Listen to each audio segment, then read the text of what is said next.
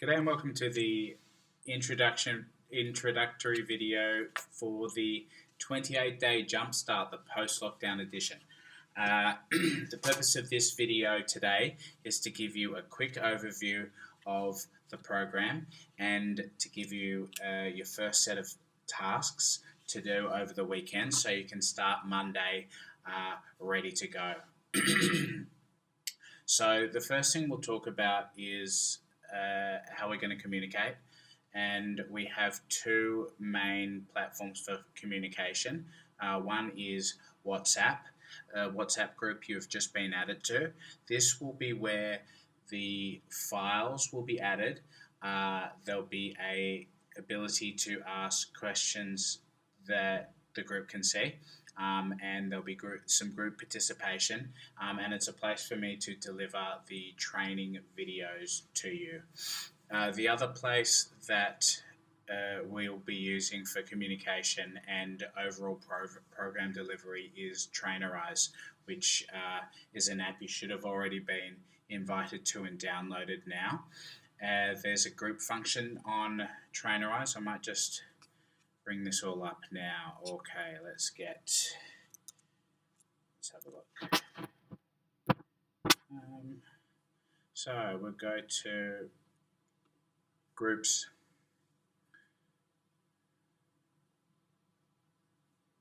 Internet's not so good at the moment at 5 o'clock on a Friday.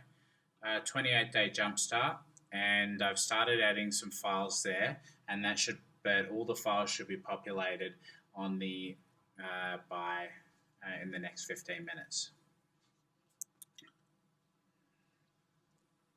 So the documents you need, you'll be receiving today or this weekend. Number one, the 28-day Jumpstart Manual.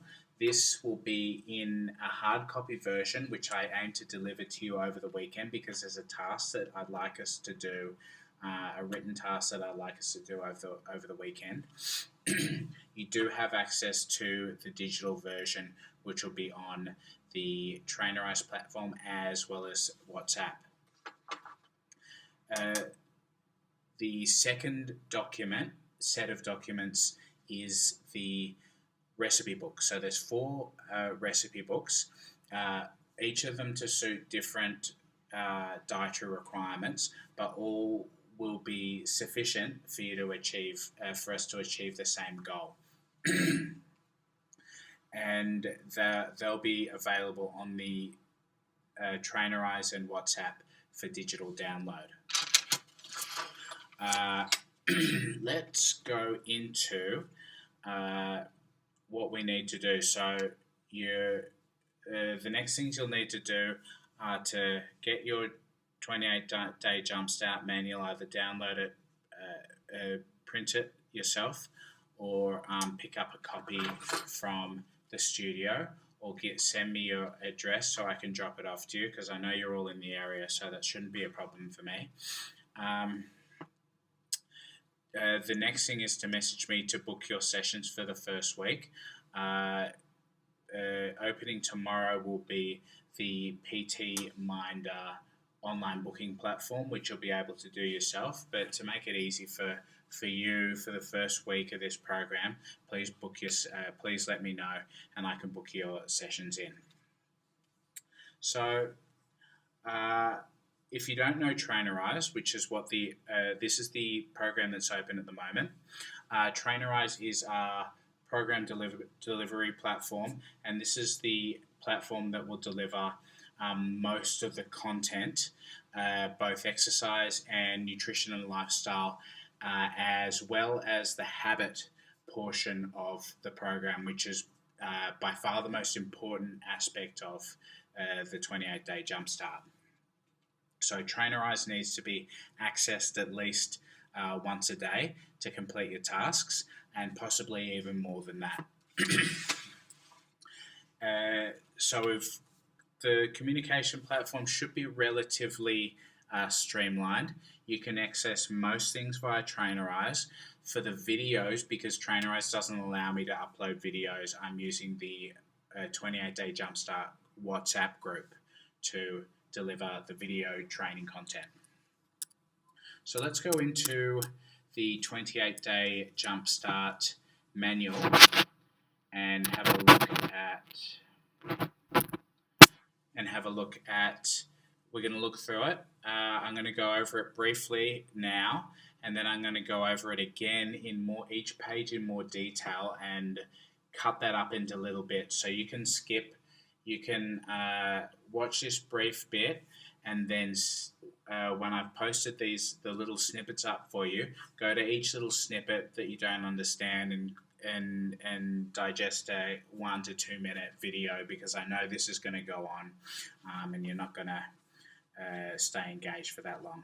That's okay, I get it. So what do you see now? Okay, so you see the first page of the 28-day Jumpstart. That's just me talking shit. The first page of the 28-day Jumpstart is exercise. So obviously it makes up a large portion of the program. There's a summary of common terms, which you'll hear. I suggest you just quickly go over that before we start. Most of these terms you'll know. Next is exercise standards. So to make your exercise expectations and goals very clear, I have set up a bunch of different exercise categories, and you'll fall into one of these categories. And the goal over this program is to move your way up the categories to the highest category you can make. And we will be doing that. We'll be reassessing each week to see how much we can intensify the exercise or add volume to the exercise. So we've got the sedentary category. So I've actually defined that. Even though it's undefinable for this program, I've defined it. Low active, moderate active number 1. And you can see the difference between moderate active number 1 and number 2.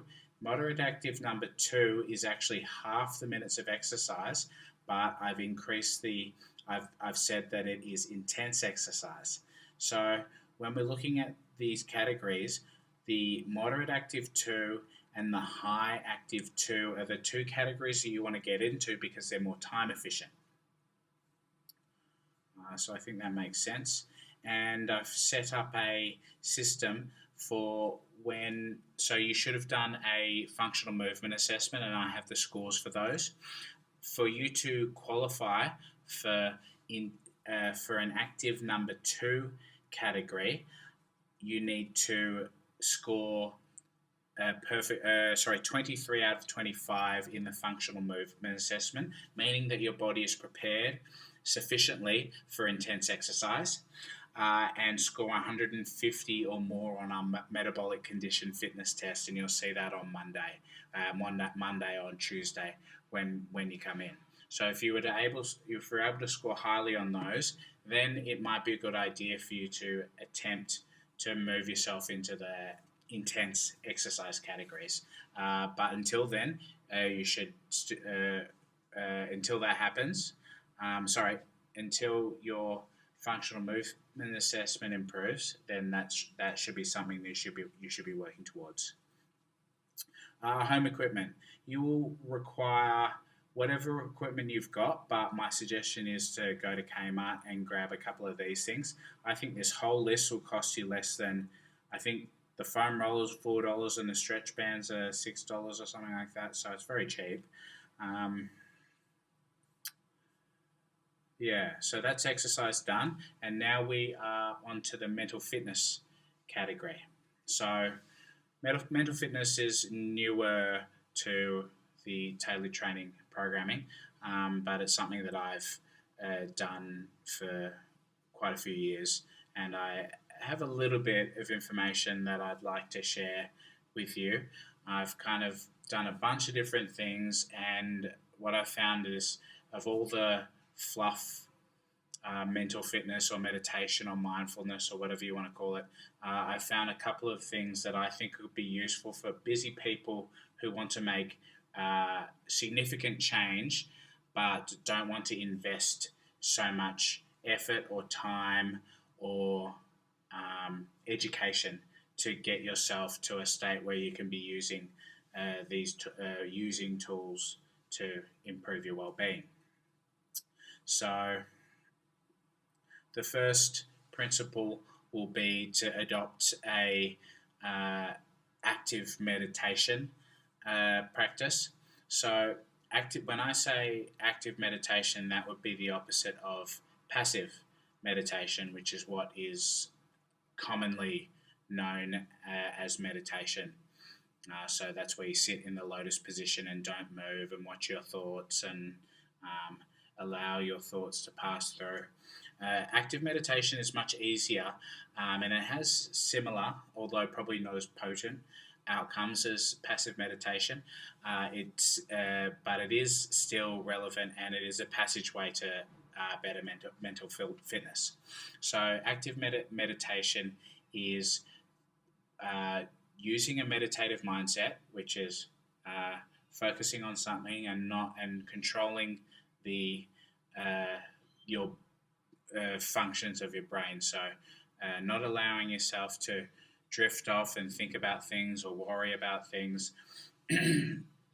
So it's a meditative process combined with some form of activity to give yourself something to focus on.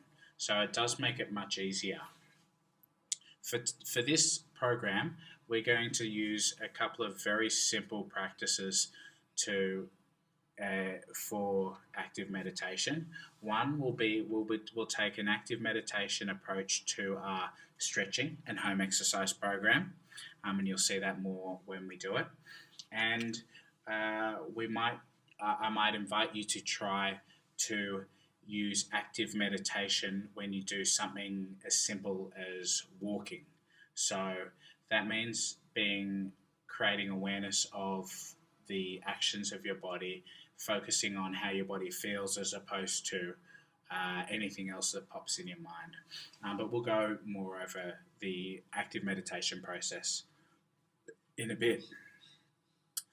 The second is a mental fitness task that we'll do. This challenge is called Huberman Sigh. So a Huberman Sigh is a imitation of a physiological sigh, and it has this very similar outcomes to a physiological sigh in terms of stress reduction and refilling your air sacs with air. So it's a very simple thing to do. All you do is take one deep breath and then follow it by a sharp popping breath, and that popping breath allows your air sacs to refill, increasing your lung capacity. So you go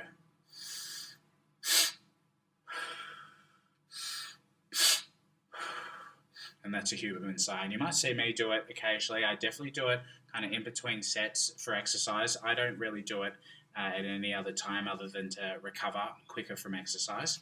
But it's being used extensively in sports, in stress reduction, and many other things. So that's another thing that we'll be doing during the challenge.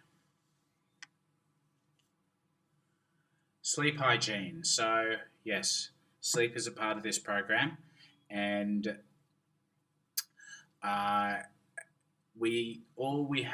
your only objective is to do the best you can given the circumstances. And I know how difficult it is for a lot of people, environment, other stressors, to sleep. But the goal is to do our best over the next 4 weeks. And so I've listed 12 things that you can do, changes you can make to improve your sleep. And all you have to do is do whatever you can to achieve those. I've also added some sleeping positions for back pain, for shoulder pain, and for neck pain. And I try to sleep on my back, but with great difficulty. But I do get the best sleeps in terms of pain if I sleep on my back. But if that helps you get a better sleep, then fantastic. If you need further help or if there's any other issues, let me know, and I'll try and help you. Okay, the big thing, the critical part of this program is habit change. So the fitness industry over the last 10, 15 years, I don't know how long, as long as I've been a part of it, has been very focused on a couple of possibly outdated, I wouldn't say outdated, but definitely not updated principles of getting things done. One is goal setting, and two is motivation. And although they are kind of critical for success, they are only a part of the picture. And actually, there was a study done more recently about the effects of motivation and watching motivational things, watching motivational videos, and watching Instagram or whatever, wherever you find your motivation. It actually had zero effect on the outcome of the tasks that people wanted to achieve compared to the control group, which were offered nothing. In that same study, they did something else which improved the outcomes or the compliance to the exercise that they were supposed to be doing by, I think they tripled the likelihood of compliance. And we're gonna be doing one of those tasks which triples your likelihood to perform a task, and it's in this. So this habit change thing is largely adapted from the James Clear's book, Atomic Habits. And to go deeper into Atomic Habits, I've got a summary of Atomic Habits for you, or you can, and I've actually got the book here somewhere, and I've got, or you can purchase a book on Amazon and have a deeper read yourself about how to change habits, make permanent change and permanent improvement. So I've just given you a overview of the behavior change principles that we're using. And your first task when it comes to habit change will be designing your environment. And that will be done this weekend. And obviously there'll be some pushback from family members, but do your best to negotiate and do whatever you can, whatever you're able to do. So based on the principle of making bad habits invisible and the inverse principle of making good habits obvious, we're going to design our home environment using that principle. So to make a bad habit invisible, a good example would be having chocolates on the dining room table, which is offers a visual cue every time you pass it. The easiest thing you can do is put something like that out of eyesight. And to take it further, you would make it harder to access. So the first thing is to remove it from your eyesight, so it's not a constant trigger, and then to make it less visible, move it further away. So in the garage, in the back fridge, in the garage, in the back fridge, on top of the fridge, right at the back, so you need a ladder to get it. And you'll have, there's always a negotiation, but you're not restricting yourself. You're not, it's still there. It's still available for other family members to access, but it's more difficult for you to access. And then the inverse is to make good habits obvious. And an example of this would be to lay a floor mat out so that it triggers you to use it. So even if the percentage of likelihood is improved a fraction, it's still worth doing to improve the possibility that you're going to take action. Okay, next is implementation intentions. So just before when I was talking about the one thing that improved people's chances of exercising by 3 times, it was actually writing down an implementation intention. So an implementation intention has a trigger, and an action, and the trigger and the action have context, and the context is normally a location or a time. Uh, and in this study, it was actually written exactly like this. So, I will behavior. The example I've given is go for a walk with John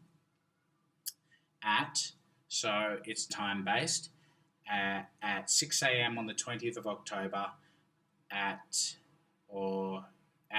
yes, the Spitzer Manly. So we will be writing the implementation intentions for your first week in the 28-day Jumpstart Manual. So I've got that here. This is a printout of the PDF I'm looking at now. So they'll be there for you.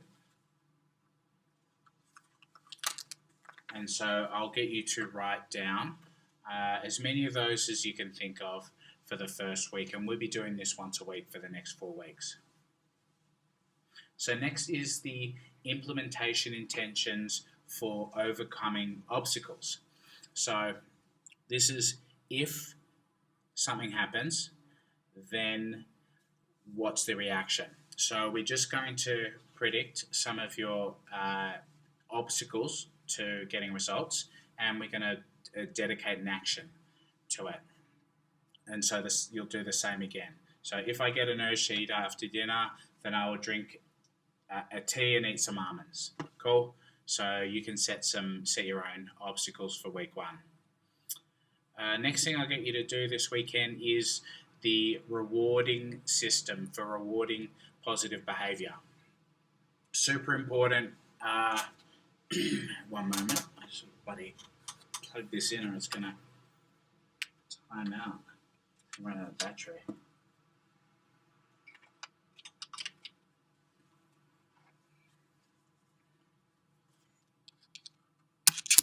Okay, so rewarding positive behaviour. Critical. You don't have to spend a lot of money doing it. If you are creative with this, you don't have to spend any money. But at this stage of the program, being very generous with yourself for good behaviour is probably a good idea. So we're going to reward ourselves for the smallest quick wins, the smallest wins, especially in the first week. So if you really have trouble doing even a day of healthy eating, or you haven't been able to get off your ass and go for a walk this whole lockdown, you need to reward the shit out of yourself on day 1 for getting your 10,000 steps. So I will get you to fill all your rewards out for week 1. And moving on to habit stacking.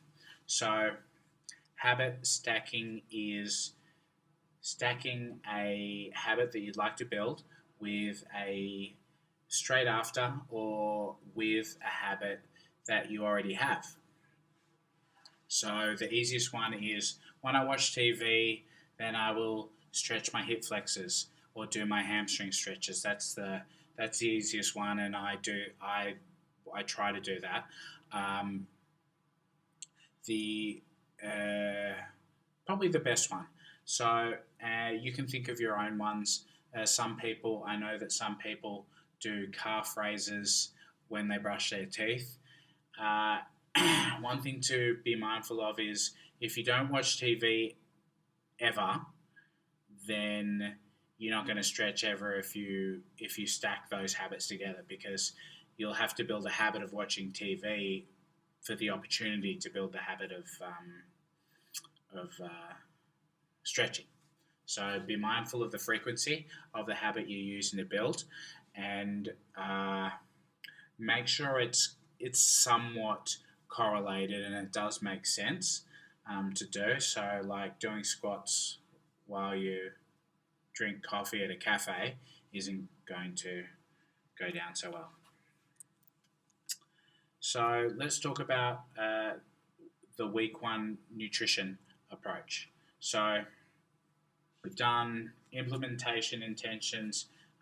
We've put everything in place for you to achieve what you want to achieve this week.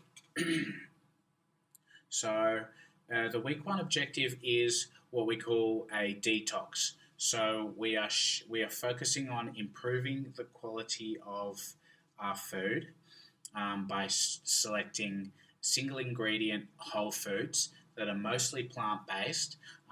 It's not a vegan diet; it's just a diet which is predominantly derived from plants, but there is sufficient animal products and dairy and whatever else in the program as well. So there's a complete list of food, and if there's anything left out, just let me know. Week one, detox week, we do not want to significantly control the volume or amount of food that you eat. We are just shifting from possibly a poor quality diet to a higher quality diet and higher quality ingredients. So the focus is on the ingredients and the quality as opposed to the quantity. What do I have to say about this one? And the other thing in this list is, in this week, is to start drinking 2 litres of water. For the week one meal plan, each of the recipe books has 2 meal plans, meal plan 1 and meal plan 2. For week one, we'll be using meal plan 2 for all of the recipes from meal plan 2. Recipes from meal plan 1 will be for week 2, where we reintroduce some of the carbohydrates and some of the healthier starches and grains. But for week 1, we're removing the starches, grains, refined sugar will always be, that's always pretty much a no-no, or eat minimally. So there's your food list. There is everything there. Week 2. So week 2 is where we start to introduce quantity.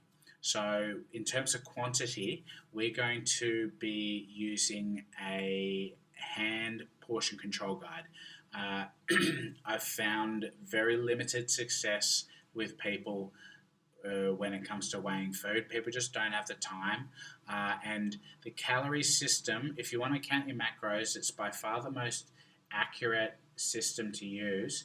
And it does allow you a lot of freedom to choose whatever foods you want, as long as it fits your calories or your macros.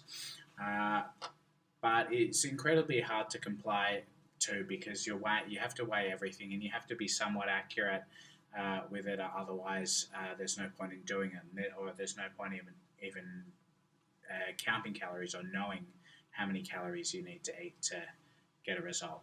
So the solution is to use your hand to measure your portion sizes. And so this comes in week 2. You'll be given your personal number to eat, and that will be on Trainerized for you to follow. And week 2 will be following meal plan number 1. And if you want any customization at this stage of the program, so week 2, we can definitely work on it. And if you do want to increase the accuracy of this part of the program, then tracking your food in an actual calorie number so you can track it by weighing your food is also a possibility. But I think that according to the research, the using your hand is almost as accurate. You'll get the same outcomes if you just estimate using your hand and hand portion sizes. So week 2, we do our habits again. So we redo them. So the implementation, intentions, overcoming obstacles, rewards, and habit stacks. Week number 3 is dedicated to increasing your activity level. So moving yourself up the exercise intensity ladder. And same again. And then week 4 is tying it all together. So if we've got a good system by week 3, we just want to keep it running by through week 4. Set yourself some more implementation intentions, habit stacks, and reward yourself. In the last week, you've only got 7 days left, so you can reward yourself generously to get that perfect run of 28 days. And so that's the end of the manual. I'm going to end the training there. I think that's enough for you to get yourself started. But if there's any questions, WhatsApp group chat, WhatsApp my personal profile, so WhatsApp my number, Trainerize group or Trainerize message, and you'll be able to contact me there, and you'll be able to pick up one of these tomorrow in the gym, or give me your address and I'll deliver it to you. So I'm super excited to be able to finally deliver this program to you in person. We've done this once before, and it's been amazingly successful. It was during lockdown, and it was remote. And it was very successful, and this, especially the habits part, will be, in my opinion, the most complete exercise and nutrition well-being transformation that I know of out there on the market today. So thank you very much for being a part of this, and I hope that we all get some fantastic results.